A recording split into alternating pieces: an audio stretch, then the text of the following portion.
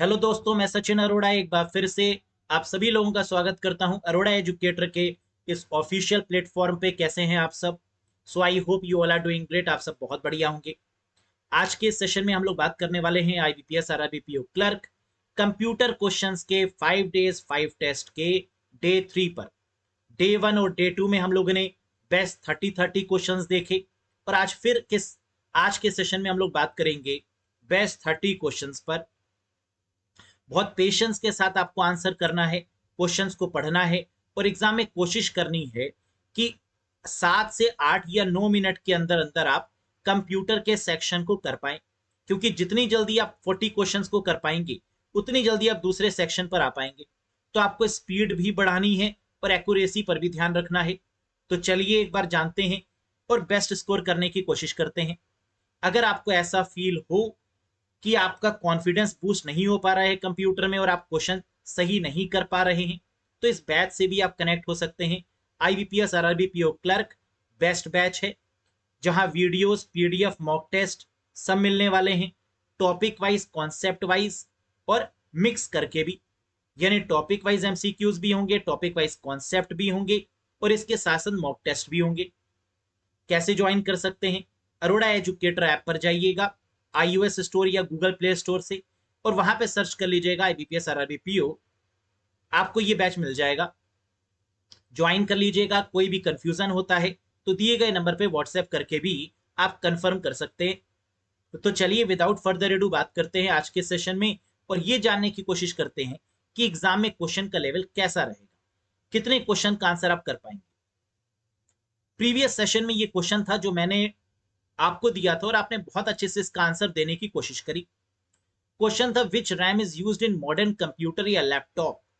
Modern computer या laptop में जो रैम यूज होती है वो कौन सी है? Static, dynamic, cache, one and two, both या none of these? Correct answer होगा डायनेमिक रैम। लैपटॉप के केस में या पीसी के केस में जो रैम लगी होती है उसे हम बोलते हैं dynamic RAM. DDR1, DDR2, DDR3, DDR4 इस कैटेगरी में ये मार्केट में मिलती है। तो आंसर क्या होगा? Dynamic RAM. स्टैटिक रैम क्यों नहीं होगा? क्योंकि स्टैटिक रैम की मदद से हम लोग क्या करते हैं? कैश मेमोरी को बनाते हैं, राइट? दैट्स वाई आंसर सिर्फ क्या होगा? डायनेमिक रैम होगा। आज के सेशन का पहला क्वेश्चन ये रहा आपके स्क्रीन के ऊपर। पढ़िए और आउट ऑफ 30 आपने कितना स्कोर किया ये मुझे जरूर बताइएगा। What is called when you are rerouted from your requested internet site to another undesired site? कह रहा है क्या होता है जब आप किसी वेबसाइट को ओपन करने लगते हैं और वो वेबसाइट ओपन ना होकर कोई दूसरी वेबसाइट ओपन हो जाती है। इस तरीके के अटैक को क्या बोला जाता है? And the answer is this type of attack is called farming attack. जब आप किसी वेबसाइट को ओपन कर रहे हैं और वो ना होकर कोई दूसरी वेबसाइट जो हैकर ओपन करवाना चाहता है वो ओपन हो जाए, तो ये होता है farming attack. Next, it is a security attack through SMS in which the user is tricked into downloading a Trojan horse or other malware onto his mobile is called। कह रहा है ये बताइए, आपके पास एक एसएमएस आया और उस एसएमएस में आपसे एक लिंक दिया हुआ था, जैसे ही आपने क्लिक किया ट्रोजन हॉर्स डाउनलोड हो गया। ये किस तरीके का अटैक है? एसएमएस में लिंक, लिंक पर आपने क्लिक और क्लिक करने पे ट्रोजन हॉर्स डाउनलोड। बिल्कुल सही, this is called smishing attack. जितने भी एसएमएस वाले अटैक होते हैं उसे हम बोलते हैं smishing attack. Next, which is the software that translate and execute high level language one line at a time? ऐसा कौन सा सॉफ्टवेयर है जो हाई लेवल लैंग्वेज को एक एक लाइन करके डिबग कर रहा है? एक एक लाइन करके मतलब इंटरप्रेटर और एक साथ का मतलब कंपाइलर। तो आंसर क्या होगा? इंटरप्रेटर होगा। नेक्स्ट, विंडोज 10 एंड विंडोज 11 किस तरीके के ऑपरेटिंग सिस्टम है? विंडोज 10 और विंडोज 11 बताइए। Single user single tasking, single user multitasking, multi user single tasking या मल्टी यूजर मल्टीटास्किंग या none of these?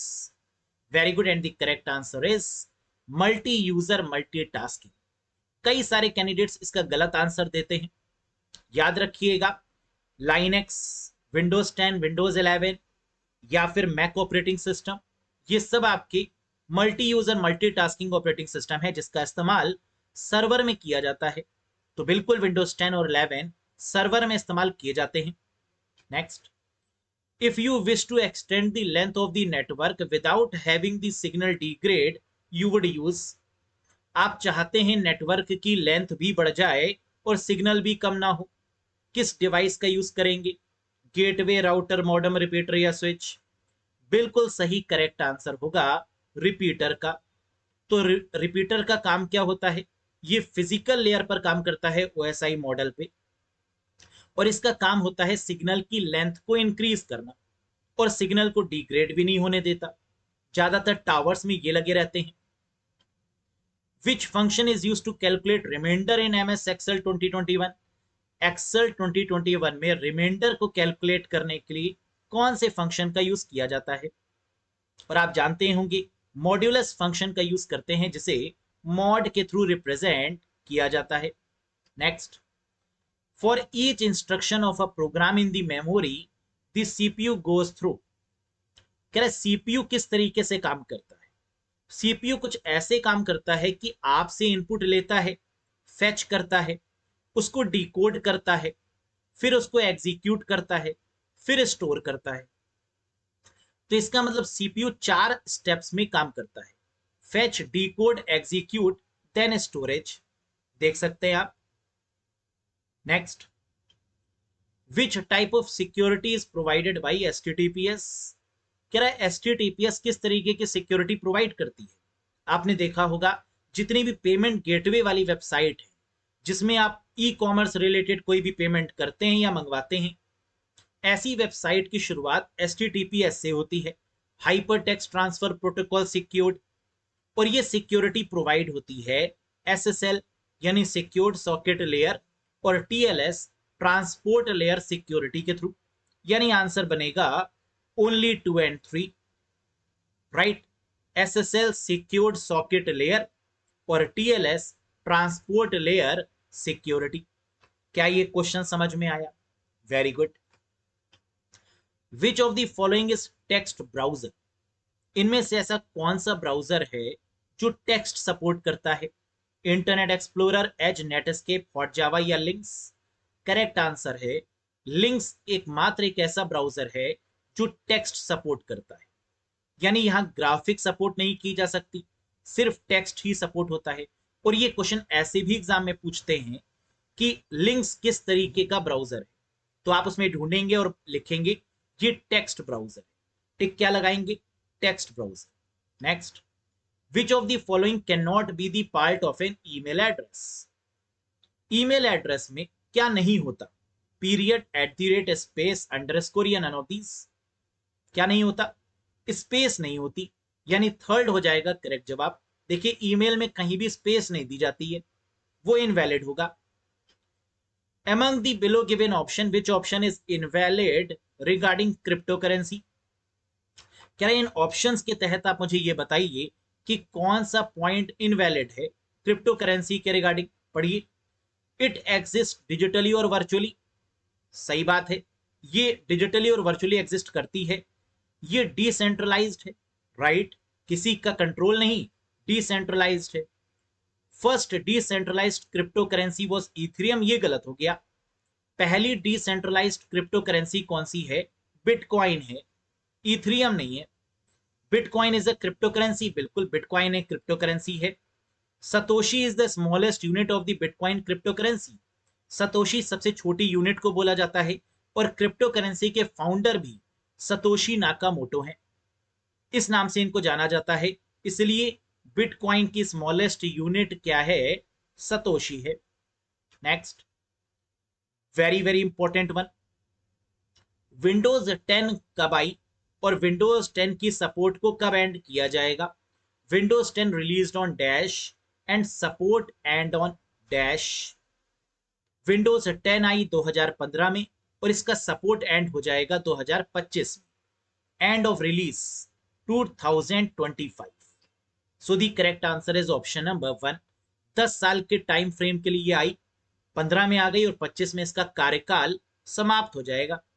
Next, name the world's first robot citizen और humanoid robot and is a social AI robot created by Hanson Robotics.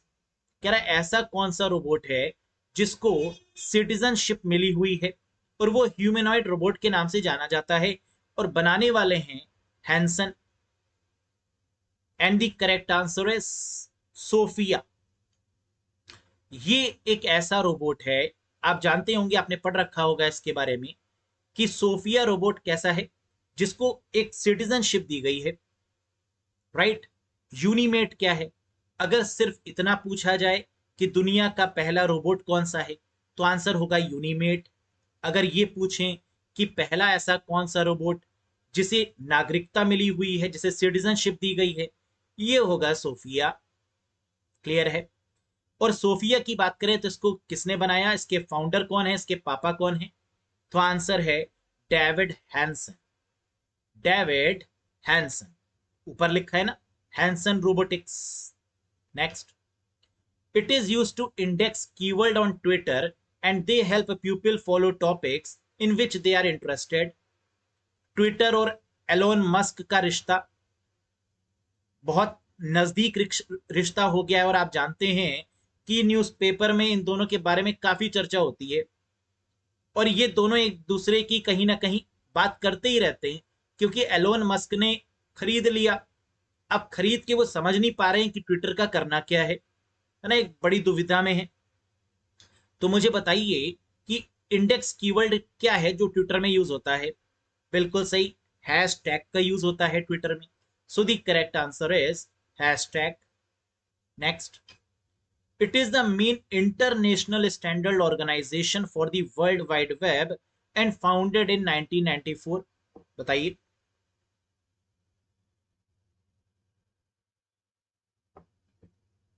कह रहा है ये एक international standard organisation है जो वर्ल्ड वाइड वेब को गवर्न करती है और 1994 में फाउंड हुई। आंसर है W3C, World wide Web Consortium. Next, RAM की स्पीड को किसमें नापा जाता है? And today's most RAM is called, और आजकल रैम को क्या बोलते हैं? RAM speed and today's most RAM is called, बताइए।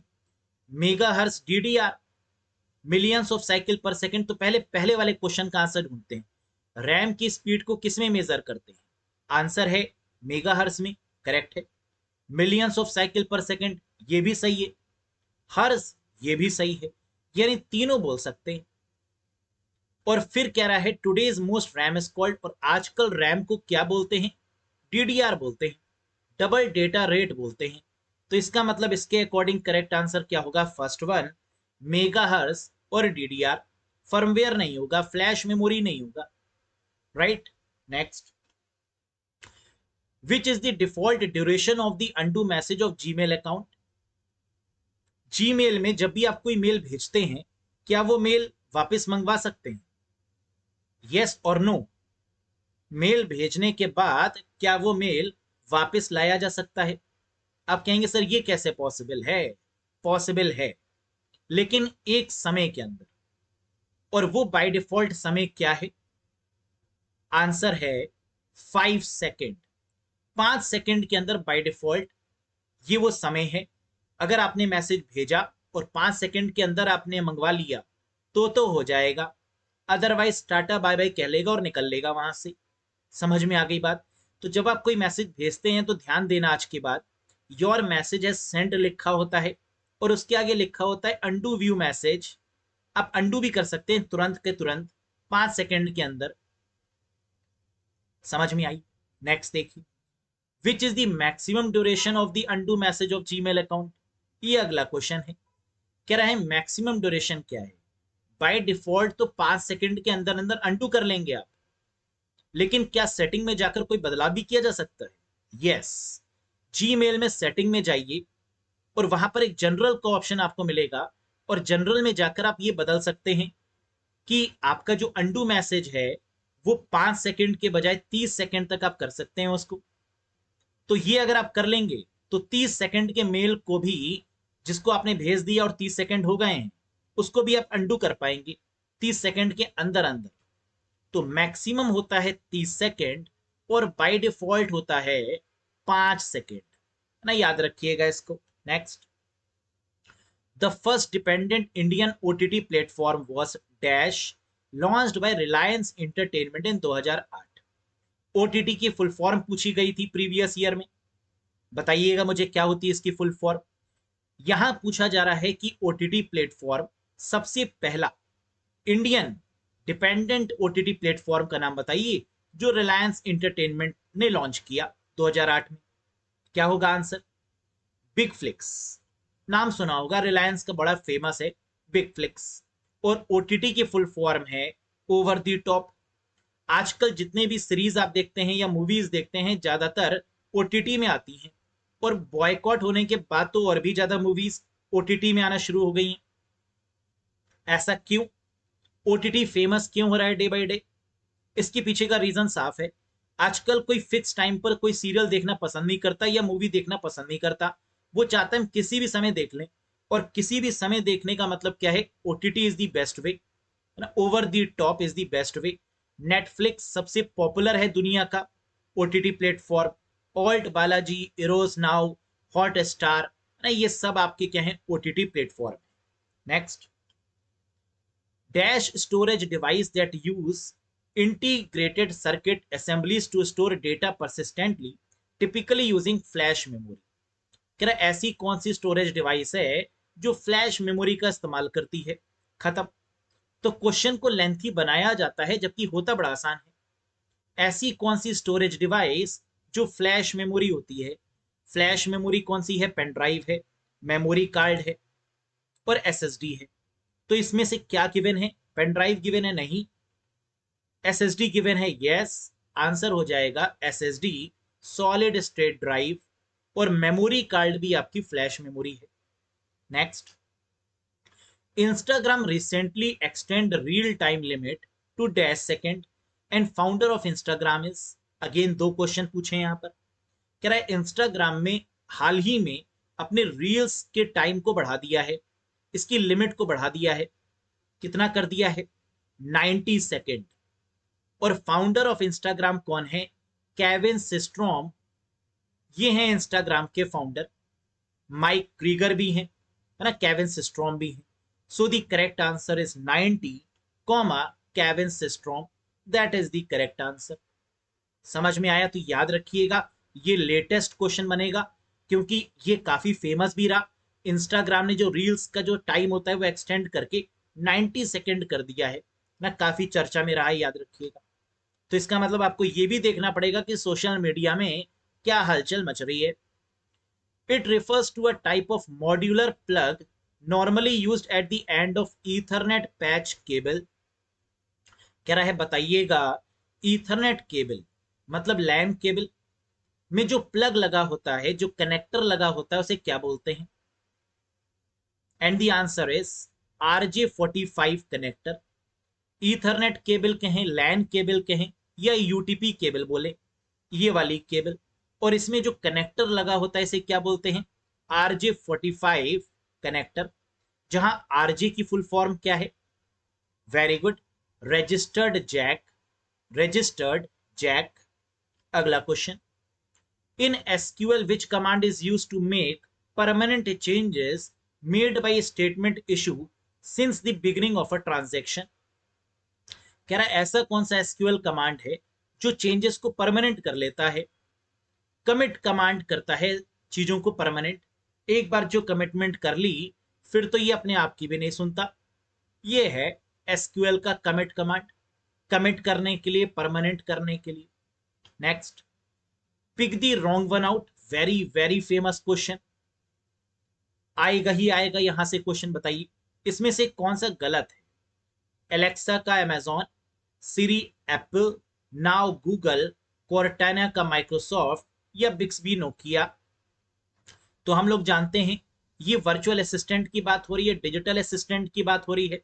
अमेजॉन का एलेक्सा सही है, एप्पल का सिरी सही है, गूगल का गूगल नाउ है, माइक्रोसॉफ्ट का कोर्टाना है, नोकिया का बिक्सबी नहीं है, सैमसंग का बीएक्सबी है। सो the correct answer is Bixby.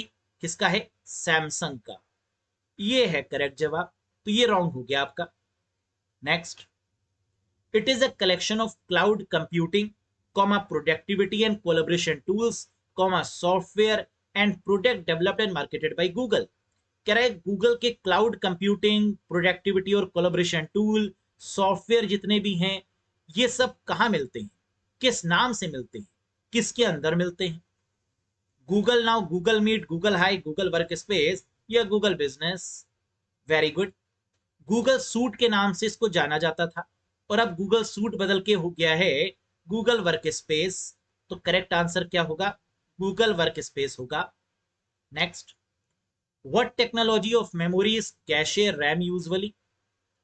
Cache RAM किस टेक्नोलॉजी का इस्तेमाल करती है, या कैशे रैम को बनाने के लिए किसकी मदद ली जाती है? Static RAM. तो आंसर क्या हो गया? That is S RAM. Next, what type of protocols are used in VPN? VPN में यूज होने वाली प्रोटोकॉल का नाम बताइए। वीपीएन मतलब वर्चुअल प्राइवेट नेटवर्क, और वीपीएन जिस प्रोटोकॉल का यूज करता है वो है PPTP, point to point tunneling protocol. तो आंसर मिल गया, that is called tunneling protocol. Next, the saving data and instruction to make them really available is the job of? कह रहा है डेटा को सेव करना ये किस में आता है? Cache unit, input unit, output unit, storage unit या ऑल ऑफ दीज? सेव करने का मतलब सेव करेंगे स्टोरेज डिवाइसेस में, और आंसर हो जाएगा स्टोरेज यूनिट, जैसे CD, DVD, floppy disk, hard disk, pen drive, memory card, है ना, ये सब हमारी क्या है? स्टोरेज यूनिट है। Very good. Next, translator is a low level programming language which is known as? कह रहा है ट्रांसलेटर एक लो लेवल प्रोग्रामिंग लैंग्वेज में जिसका यूज किया जाता है, ऐसा कौन सा ट्रांसलेटर है जिसका यूज लो लेवल प्रोग्रामिंग लैंग्वेज में किया जाता है? हम लोग जानते हैं लो लेवल का मतलब बाइनरी या मशीन, इसमें तो कोई ट्रांसलेटर नहीं होता। सेकंड, असेंबली, इसमें असेंबलर होता है। तो आंसर हो जाएगा that is assembler. Next, it is the electronic और mechanical conversion of images of typed, handwritten और printed text into a machine encoded text. Again PO और क्लर्क दोनों लेवल पर ही ये क्वेश्चन बहुत बार पूछा गया है। कह रहा है कि आप मुझे ये बताइए कि हैंड रिटन है या प्रिंटेड टेक्स्ट है, इसको मशीन कोड में कैसे बदलेंगे? जैसे आपकी मार्कशीट है और आप उसमें कुछ बदलाव करना चाहते हैं, क्या हो सकता है? आपके पास एक टिकट है ना, जैसे रेलवे का टिकट, कई लोग बदल लेते हैं, उसमें चेंजेस कर लेते हैं, कैसे पॉसिबल है? ओसीआर, ऑप्टिकल कैरेक्टर रिकॉग्निशन के थ्रू हम किसी भी इमेज में, किसी भी स्कैन की हुई इमेज में बदलाव कर सकते हैं, और यही कह रहा है क्वेश्चन। हैंड रिटन और printed text into the machine encoded text done with the help of OCR, optical character recognition, right? Next, ये हो गए 30 क्वेश्चंस। तो मुझे पूरी उम्मीद है कि 30 में से आपने मैक्सिमम स्कोर किया होगा। कितना स्कोर किया कमेंट जरूर करके बताइएगा। और साथ ही साथ आज के दिन का क्वेश्चन आपके सामने है, question of the day, among these which is not considered as hard drive data cable? Hard disk connected होती है मदरबोर्ड के साथ में किस केबल की मदद से? तो हार्ड डिस्क के साथ जो केबल यूज होती है उसे क्या बोलते हैं, या इंटरफेस जो यूज होता है उसे क्या बोलते हैं? HDMI, ID, पाटा, साटा, SCI? कह रहा है कौन सा नहीं है? among these which is not considered as the hard drive data cable, नाम बताइएगा इनमें से कौन सा है। समझ गए? क्वेश्चन बहुत प्यारा क्वेश्चन है। आप कमेंट करिएगा, मैं आंसर करूंगा इसका अगले सेशन में। तब तक के लिए इंतजार करिए, और कैसा लगा आपको सेशन कमेंट करके जरूर बताइएगा। किसी भी क्वेश्चन में कोई भी डाउट है तो आप कमेंट बॉक्स में पूछिएगा। सेशन पसंद आया हो तो एक बार लाइक कर दीजिएगा, चैनल पर नए हो तो सब्सक्राइब जरूर करिएगा, और साथ ही साथ अगर कॉन्फिडेंस लेवल लो लग रहा है, कंप्यूटर में बेटर स्कोर नहीं आ रहा, अरोड़ा एजुकेटर ऐप को इंस्टॉल करिए, IBPS RRBPO क्लर्क के बैच को ज्वाइन करिए, और फिर फील देखिए कि कितना बढ़िया तरीके से आप चीजों को समझ पाएंगे। That's all for today guys, best of luck for the examination. ऐसे ही शानदार तरीके से पढ़ते रहिए। बाकी अपनी राय जरूर दीजिएगा कमेंट बॉक्स में, कुछ ना समझ में आए तो पूछिएगा जरूर, लेकिन एग्जाम में full out of full score आना चाहिए। और आप मुझे बताएंगे भी इस व्हाट्सएप नंबर पे कि सर ये क्वेश्चन हमें एग्जाम में देखने को मिले और हमने 40 क्वेश्चंस में से इतने क्वेश्चन सही किए, बताना है।